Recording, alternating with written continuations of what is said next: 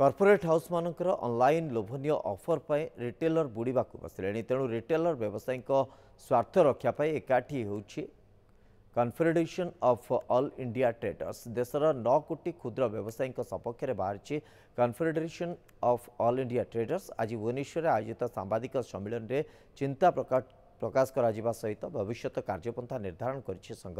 Confederation of all India traders जातीय परिचालना परिषद बैठक आसंता 25-26 तारिख में भुवनेश्वर में अनुष्ठित हो।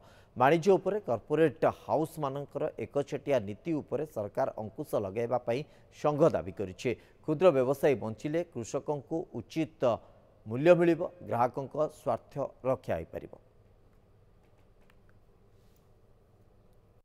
जीएसटी जो सिस्टम आपको जिते शीघ्र करने कथा सरलीकरण कर।